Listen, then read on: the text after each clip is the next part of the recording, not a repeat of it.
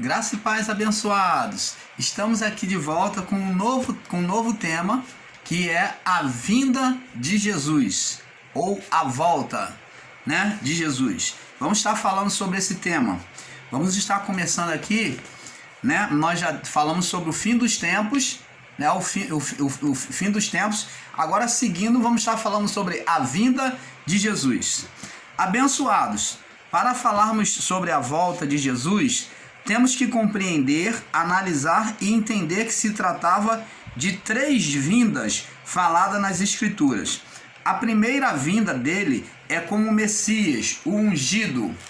Então, a primeira vinda de Jesus, onde Deus se encarnou e se fez carne e veio, essa vinda é uma vinda que também ela era esperada pelo povo israelita, aonde não somente o povo israelita, mas todas as nações já falavam sobre a vinda de um Messias.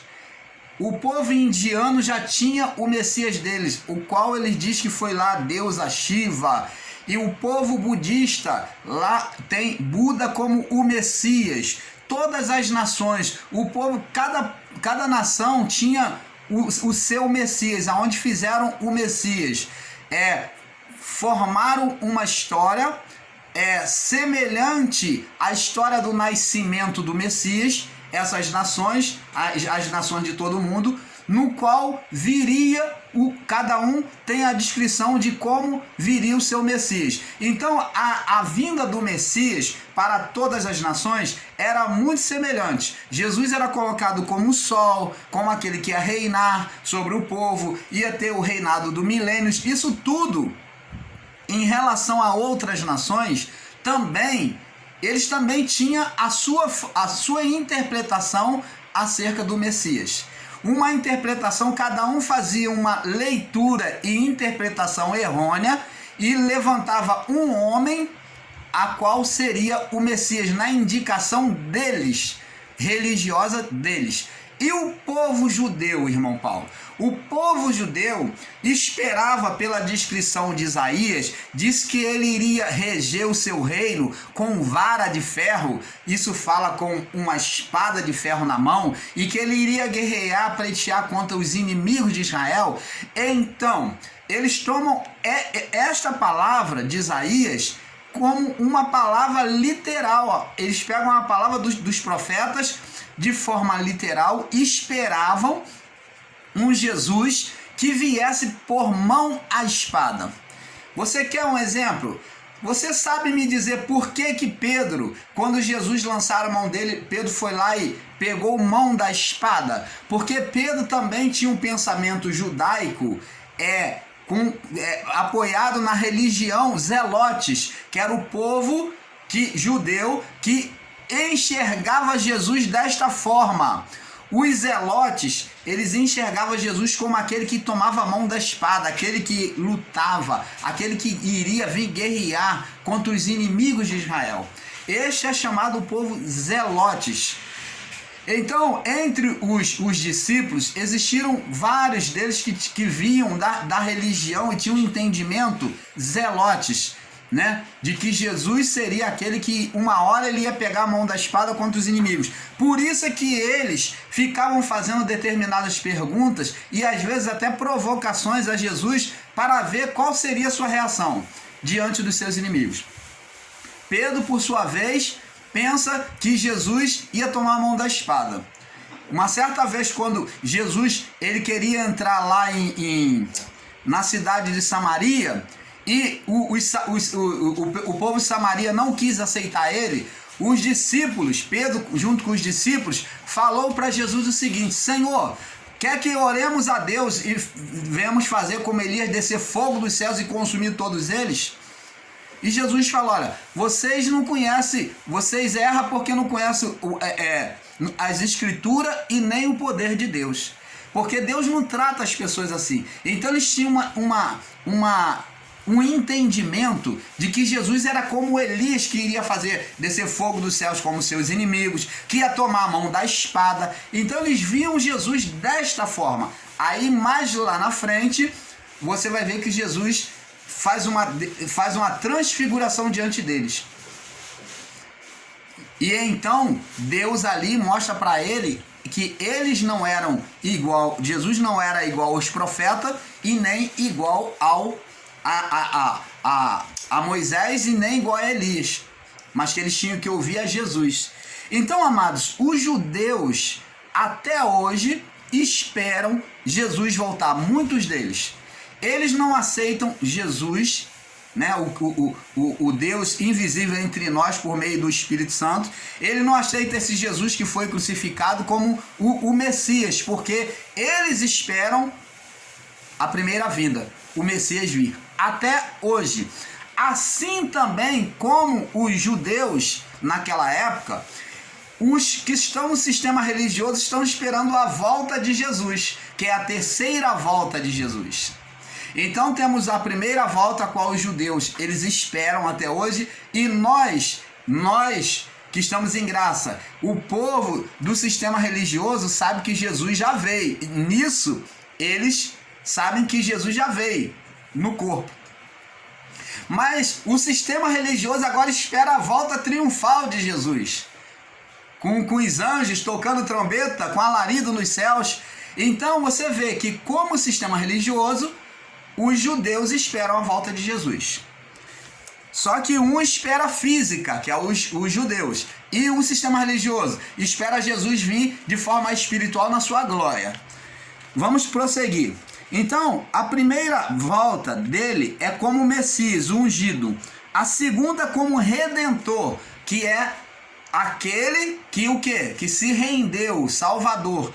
Aquele que se rendeu como Salvador, como Redentor da condenação do Espírito. Então, a segunda volta só passou a crer os judeus que estavam com Jesus, a qual Jesus apareceu para eles, mostrou para eles que ressuscitou. Na sua ressurreição, após a sua ressurreição, ele esteve 40 dias entre eles, pregando e anunciando o evangelho do reino, dando as últimas instruções. Então, esta é a segunda vinda de Jesus, que foi a sua ressurreição. Nessa, tanto nós em graça como o sistema religioso cremos. Nisto nós somos iguais. Nós cremos que Jesus ressuscitou dentre os mortos. Temos um pensamento, um coração muito mais rico do que os judeus daquela época. Por quê? Porque não somos como Tomé. Nós nunca vimos Jesus fisicamente, mas nós cremos. Creste, Tomé, porque viste a marca dos cravos na minha mão?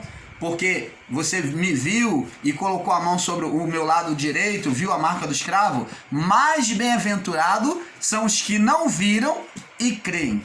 Então você vê que nós nunca vimos Jesus. Os que estão no sistema religioso também nunca viu Jesus, mas cremos. Nós cremos. Você vê que os judeus estiveram junto com ele, mas não creem. Muitos deles não creem, mas muitos judeus se converteram, como os discípulos, apóstolos, todos aqueles que abraçaram a fé. Esta é a segunda vinda de Jesus. E a terceira vinda? Sobre esta terceira vinda é o ponto em que vamos falar. A terceira vinda de Jesus é que o sistema religioso espera, que a terceira vinda é a invisível, que o Espírito derramado sobre toda a carne, que é a manifestação do reino de Deus. Esse reino de Deus, desde dos profetas antigos, desde Isaías já profetizava sobre a vinda do reino dele. Isaías profetizava e anunciou, né? Isaías, Daniel. Vamos pegar aqui no livro de Daniel, capítulo 7. Daniel capítulo 7, no verso 13 e 14. Vamos lá, para nós começarmos. Daniel capítulo 7, 13 e 14. Daniel fica depois do livro de Ezequiel. 7, 13 e 14. Diz assim: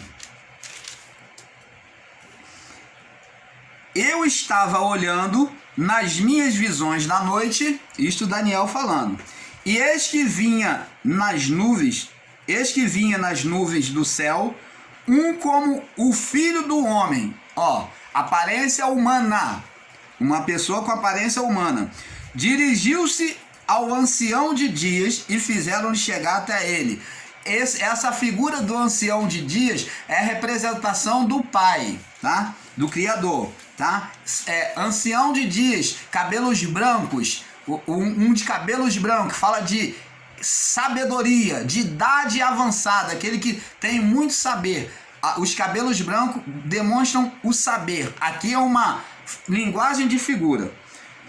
E foi-lhe dado domínio, verso 14, e honra, e o reino, tá vendo? Que ele recebeu o reino, para que todos os povos, nações, línguas o servissem. Aqui nós vemos que os povos, as nações estão sendo reunidas no reino de Cristo, né? No reino do Filho do Homem. Presta atenção, estão tudo sendo agregadas no reino. Fala de nações, povos e línguas. E isto aconteceu lá em Pentecoste, lá no templo de Jerusalém, aonde estavam todas as nações, reinos e línguas. Nós vamos prosseguir, vamos voltar a falar sobre isso.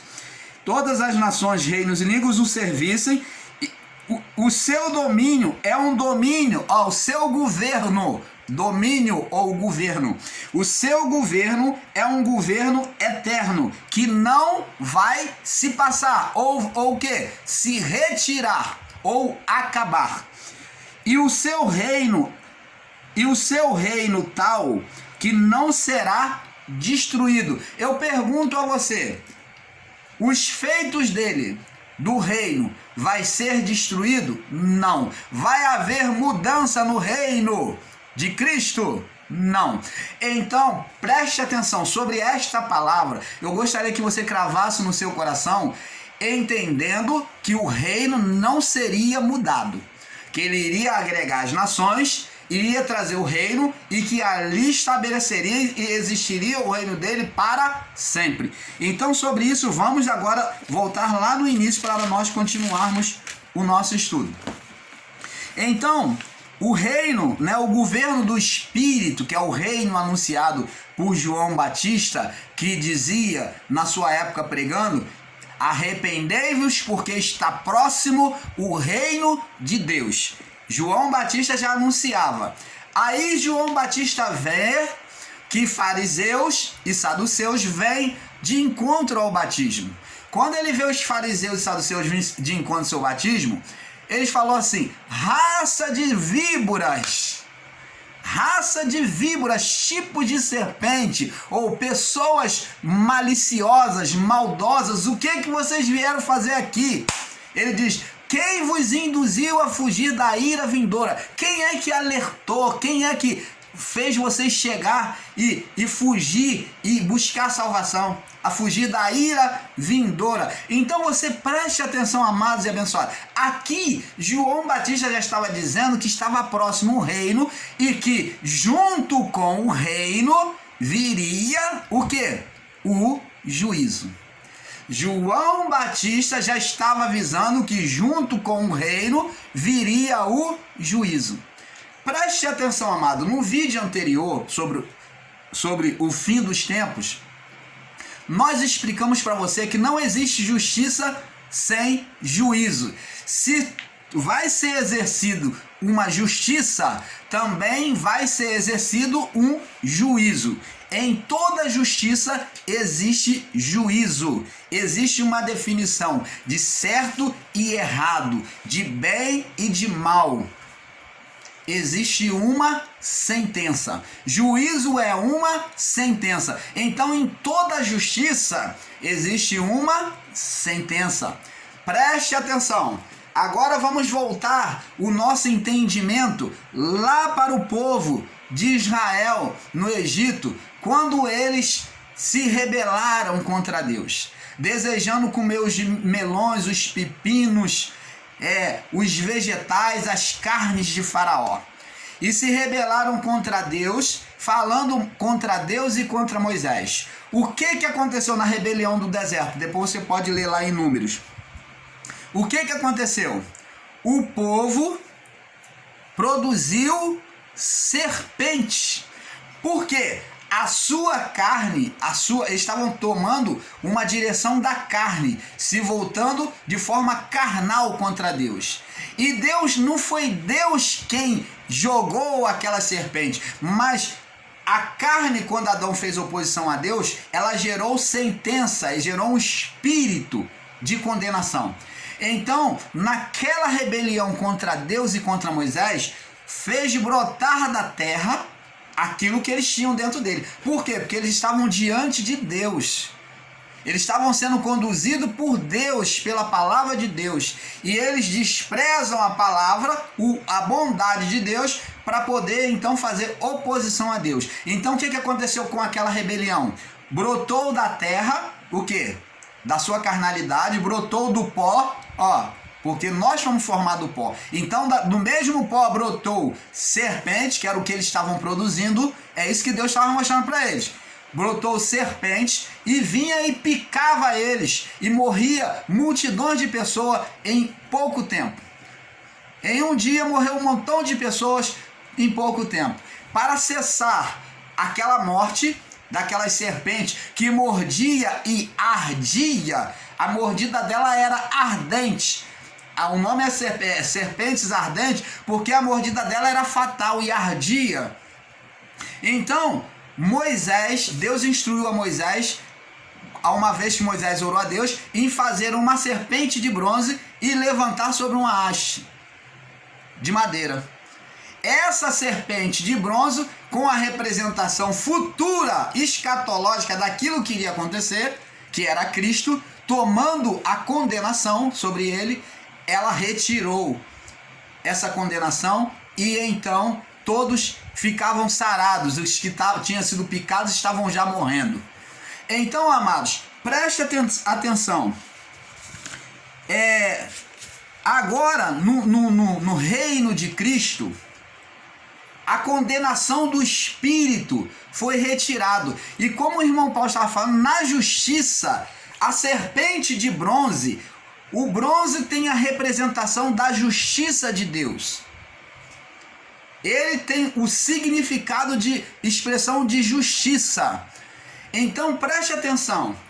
O bronze tem a representação de justiça, de manifestação de justiça. Então sobre a serpente, a justiça sendo manifesta. A serpente estava coberta de bronze. Ela era feita de bronze, sobre uma haste de madeira. Quem é essa haste de madeira, essa representação? Essa haste de madeira representava quem? O homem, a humanidade. Então a condenação da humanidade caindo sobre quem? Cristo. Caindo sobre Cristo. E assim a justiça estava sendo feita. Para que a justiça fosse feita, a condenação fosse retirada, tinha que haver justiça. Para que a condenação fosse retirada, tinha que haver justiça. Então, preste atenção, quando falamos da vinda de Cristo, falamos do juízo, falamos de manifestação de justiça. Não tem como existir juízo sem justiça. Uma vez que a justiça foi feita por meio do madeiro, foi executada a justiça, foi tirado a condenação de todo mundo pela crucificação, pela entrega de Cristo. Então, se veio a justiça, logo viria o juízo. Você está entendendo, amado? Se veio a justiça pela crucificação, pela entrega do Filho na cruz para redimir todo mundo, né? Porque nós somos do que? Consequência da justiça. Mas nós não vivemos sob a condenação daquela época. Nós somos consequência da justiça. Vivemos na sombra da justiça, do que aconteceu. Para que a justiça alcançasse todo mundo, o quê? Cristo padeceu. E se a justiça chegou, logo chegaria o juízo. É isso que João Batista diz aqui. Vamos ler lá em João. Vamos lá, João capítulo É isto que nós temos que entender. João capítulo 1. Capítulo 1, vamos lá. É um pouco aqui, um pouco ali. O Pai vai iluminando o nosso entendimento. Diz aqui, é Mateus capítulo 1, me perdoe. Vamos ler lá no livro de Mateus, que fica mais claro para nós lermos. Mateus capítulo 1, diz assim, capítulo 3, Mateus capítulo 3, no verso 1. Mateus capítulo 3, no verso 1. Naqueles dias apareceu João Batista pregando no deserto da Judéia e dizendo: arrependei-vos, porque está próximo o reino dos céus, ou reino de Deus, que é a mesma coisa, tá? Porque este é anunciado pelo profeta Isaías. Olha o que o profeta Isaías já havia dito. Ele está dizendo: voz que clama no deserto, falando dele mesmo, que era a voz que clamava no deserto. Preparai o caminho do Senhor e endireitai as suas veredas. Este João tinha vestes de peles de camelo e um cinto de couro em torno dos seus lombos, e alimentava-se de gafanhoto e mel silvestre. Então iam ter com ele Jerusalém e toda a Judéia. Tá vendo aqui, ó? Tanto a Jerusalém e toda a Judéia, e toda a província adjacente, os bairros adjacentes ao Jordão. Verso 6. E era por ele batizado no rio Jordão, confessando os seus pecados. E vendo eles que muitos dos fariseus e dos saduceus que vinham ao batismo, ó, os fariseus e os saduceus que vinham ao seu batismo, disse-lhes: raça de víboras, tipos de serpentes venenosas, homens malignos, é isso que ele quer dizer. Quem vos ensinou a fugir da ira vindoura, do juízo?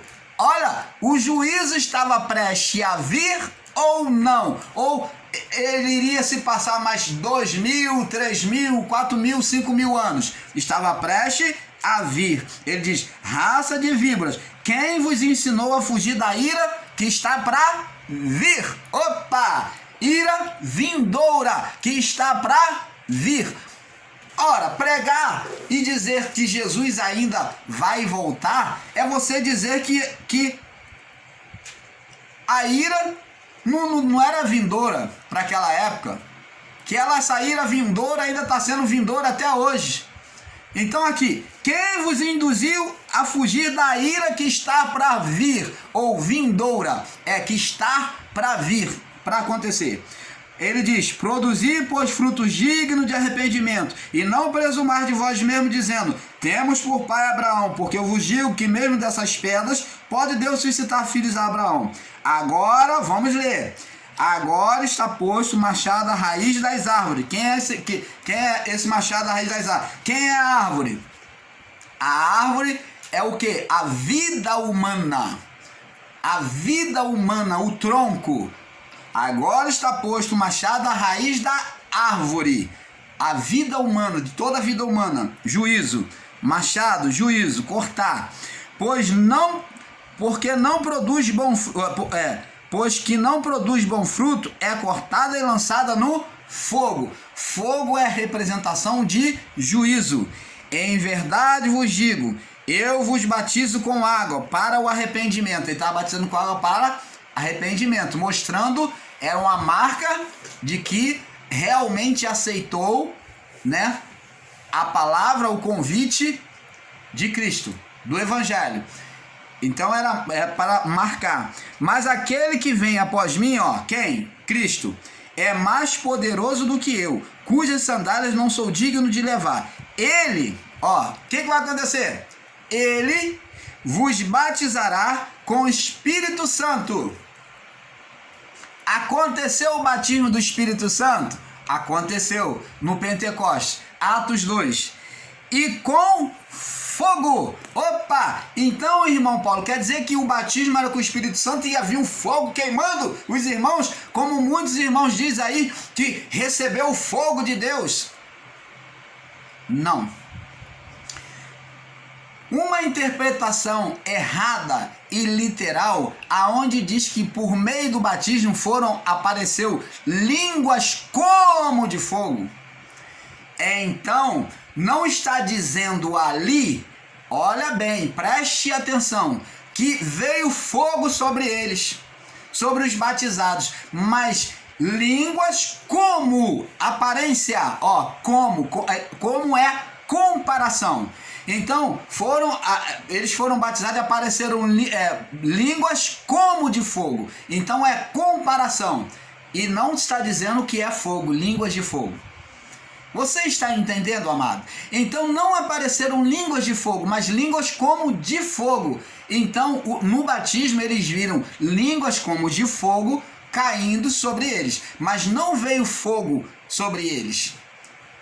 Preste atenção. Irmão Paulo, então qual o batismo de fogo que está se referindo aqui?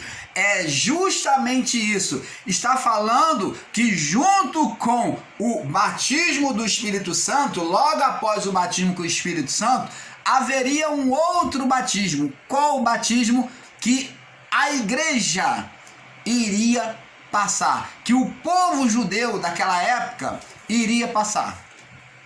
Qual é?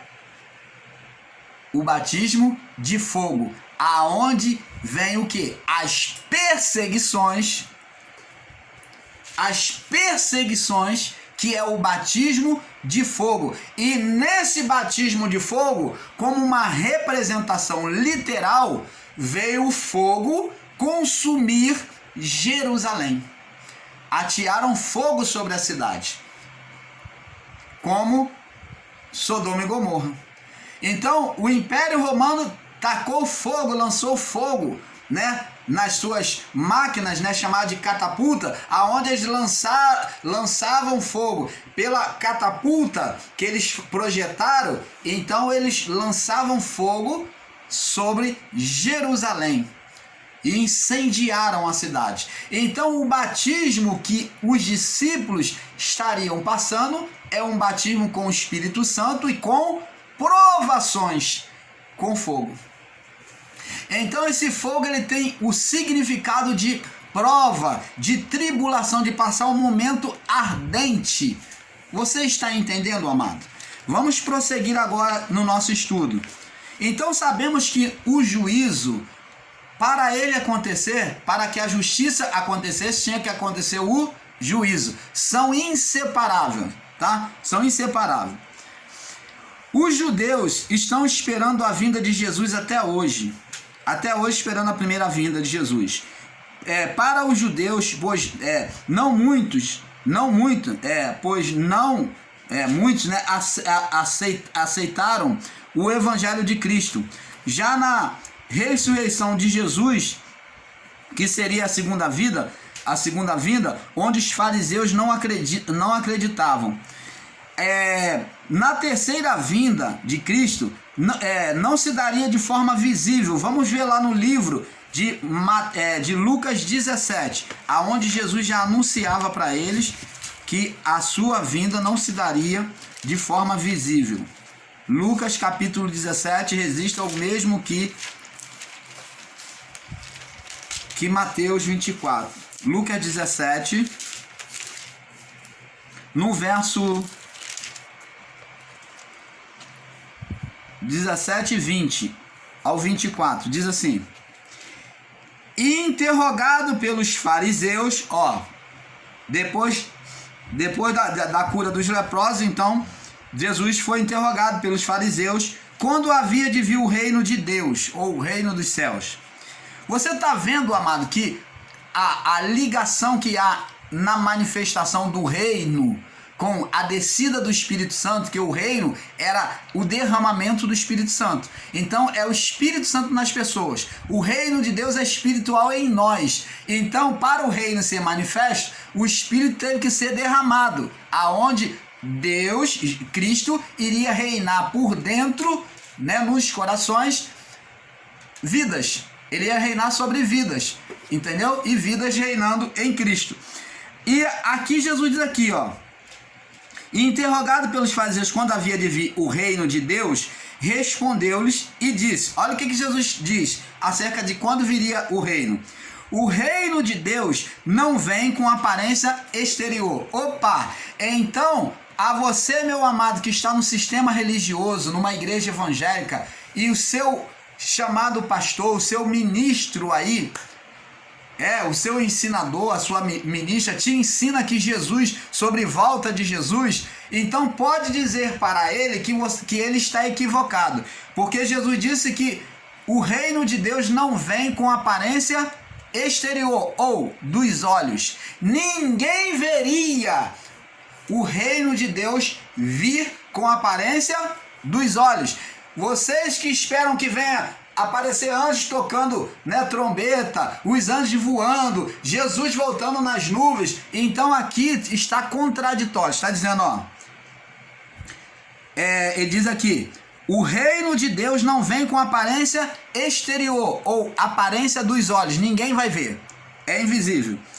Verso 21, nem dirão, vocês não vão poder dizer, olha, vocês não vão poder enxergar e dizer, ei-lo ali, ou ei-lo aqui, ou ele está vindo ali, ou ele está vindo aqui, porque o reino de Deus está dentro de vós. Opa! Então a manifestação do reino, agora, irmão Paulo, eu estou começando a entender, a manifestação do reino seria dentro, como? Por meio do derramamento do Espírito. Quando o Espírito foi derramado, então o reino já estava dentro. E se o reino entrou, após isto, logo a seguir, viria o juízo. Era por questão de pouquíssimo tempo. Você está entendendo, amado?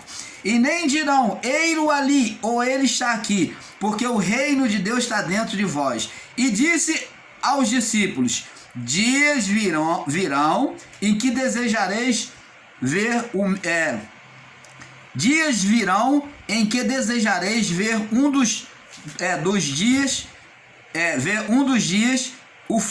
do Filho do Homem, e não vereis. Vou-los dirão, ei-lo aqui ou ei-lo ali, não vade nem o cigais. Preste atenção, aqui Jesus está dizendo já a passagem de Mateus 24, aonde ele fala aqui em Mateus 24 que aconteceria. Ele diz aqui, em Mateus 24,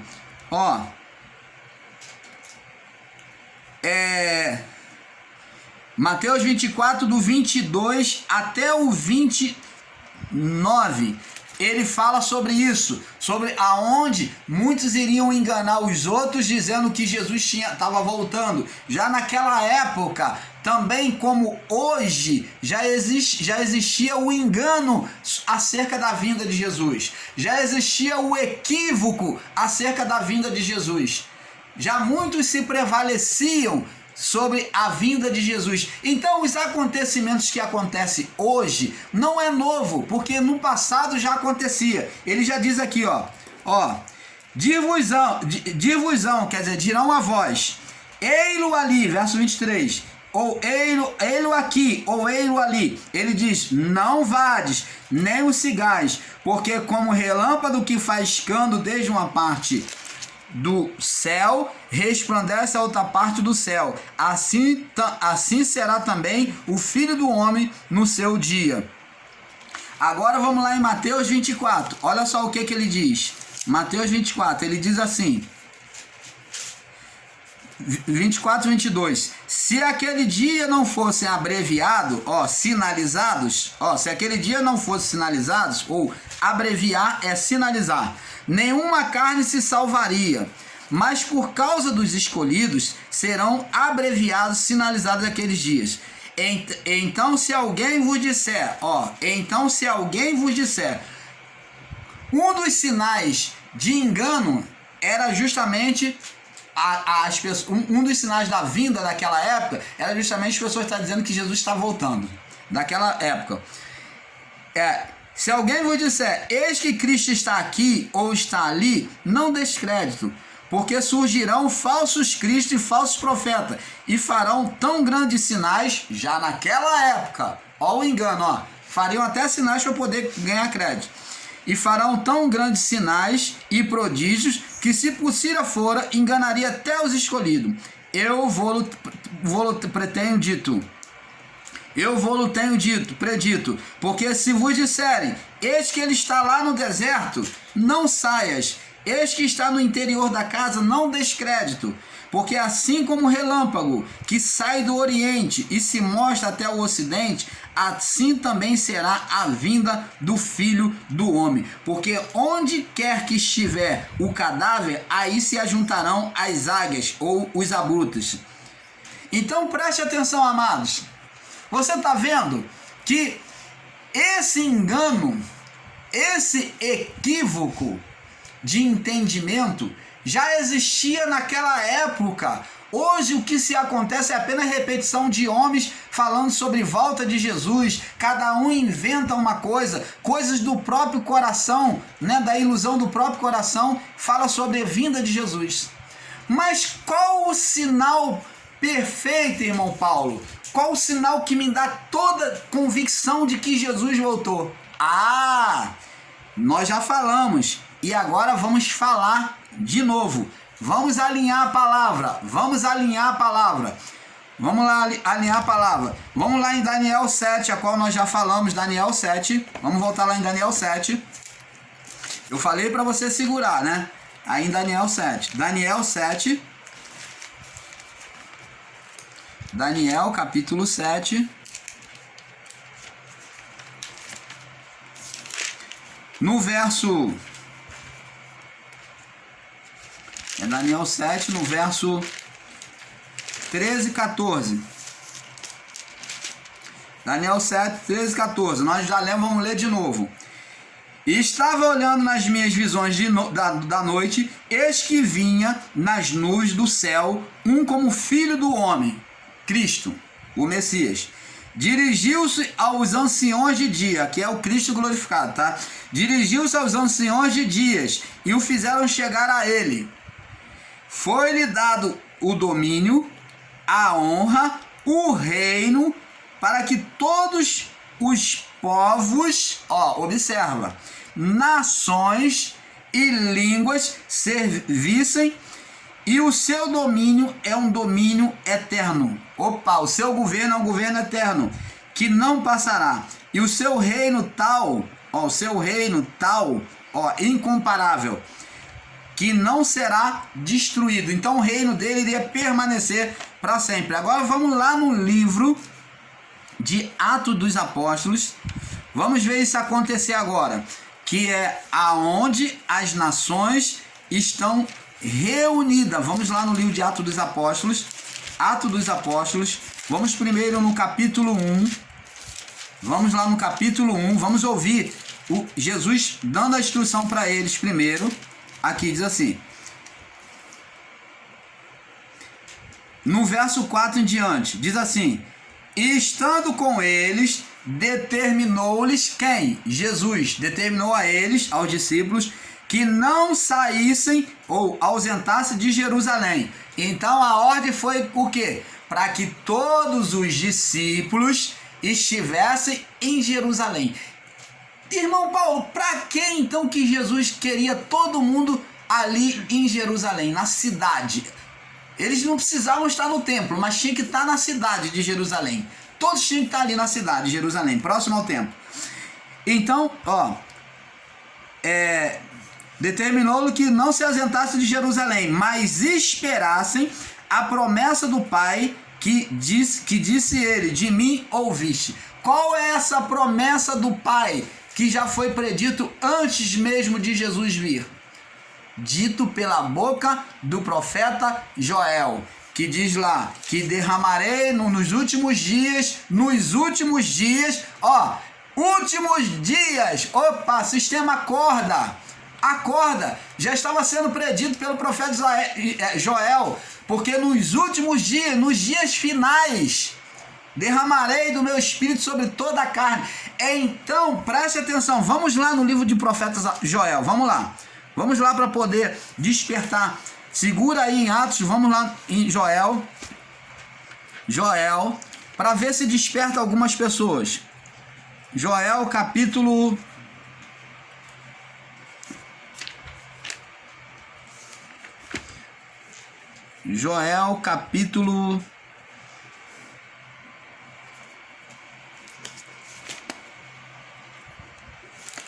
Profeta Joel.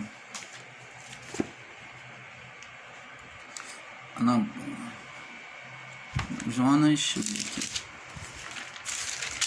O profeta diz que nos últimos dias derramaria o Espírito sobre toda a carne.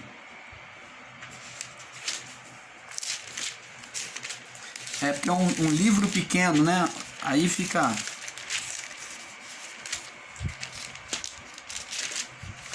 Ele diz que derramaria o Espírito sobre toda a carne. Então, amados, se nos últimos dias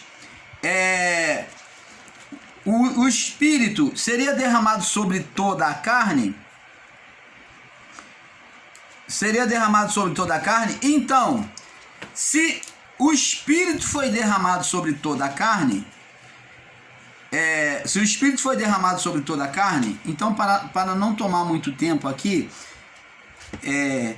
o irmão Paulo vai prosseguir aqui, tá? Você pode ler no livro de profeta Joel, que diz assim: porque nos últimos dias derramarei o meu Espírito sobre toda a carne, tá? Porque senão vai tomar tempo aqui. E ele diz aqui: e os jovens, os meus servos profetizarão, os jovens terão sonharão. Então preste atenção, essa foi a promessa do profeta Joel, que derramaria o Espírito sobre toda a carne. E Jesus, apoiado nesta palavra, manda os discípulos permanecerem em Jerusalém. O irmão Paulo está correndo um pouco, porque esse estudo é bem extenso. Então preste atenção, ele manda eles permanecerem em Jerusalém, aonde a promessa que foi dita pela boca do profeta Joel iria se cumprir ali. Por que ali em Jerusalém? Esta é a pergunta. Porque no templo de Jerusalém, o templo era o referencial de Deus no meio dos homens. O templo, ele era o referencial de Deus no meio dos homens. Porque no templo de Jerusalém, onde existia a Arca da Aliança, ali existia o Santo dos Santos, ali Deus se manifestava a todas as nações. E no culto anual de Pentecoste, que era um culto anual, aonde era 50 dias de adoração a Deus, de celebração a Deus, ali se fazia o culto anual, aonde se oferecia sacrifícios pelos pecados, era feita a reparação de todos os povos, né? O culto do Yom Kippur era feito ali aonde o cordeiro era sacrificado e o bode expiatório era levado para o deserto. Então ali era feita a reparação para se receber uma bênção anual, uma bênção para o ano inteiro, para ser abençoado, recebido por Deus com graças. Você está entendendo? Ali na festa anual encontrava-se todos os povos. Vinha povos de todas as nações para Jerusalém. Você está começando a compreender o porquê que Jesus queria que eles permanecessem ali? Porque ali eles iriam se encontrar com todos os povos.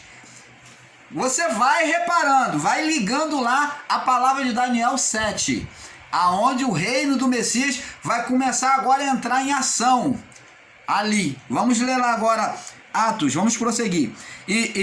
Verso 4, 1:4. Estando com ele, determinou que não se ausentasse de Jerusalém, mas esperasse a promessa do Pai, que disse ele: de mim ouviste. Porque na verdade João batizou com água, mas vós sereis batizados com o Espírito Santo não muito depois desses dias, do dia que eu estou falando com vocês. Jesus está falando, daqui a pouco, daqui a alguns dias, vocês vão receber o batismo com o Espírito Santo. Vocês vão receber a promessa do profeta Joel. E aqueles, pois, que haviam se reunido, perguntaram, dizendo, aí eles já entram em outra questão. Senhor, restaurarás tu nesse tempo o reino de Israel? Então eles queriam saber sobre o juízo. Mas Jesus falou desde lá, quando falou em Mateus 24, que nem os anjos sabiam, mas somente Deus saberia o dia da vinda. Ele não podia revelar o dia, mas eles aqui, forçando barra com Jesus, falou: O Senhor restaurará nesse dia, nesse tempo, o reino a Israel, é que vai vir o juízo. Aí Jesus falou: não vos compete saber os dias ou o tempo que o Pai reservou para seu próprio poder.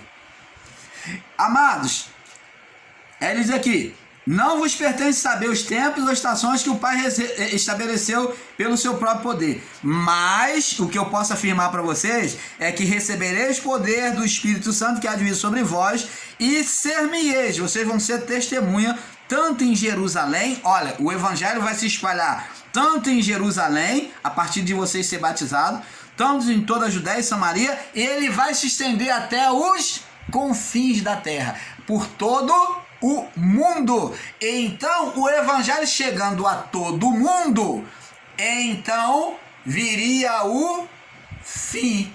Fim de quê? Fim daquele mundo deles. Viria o juízo. Viria o fim.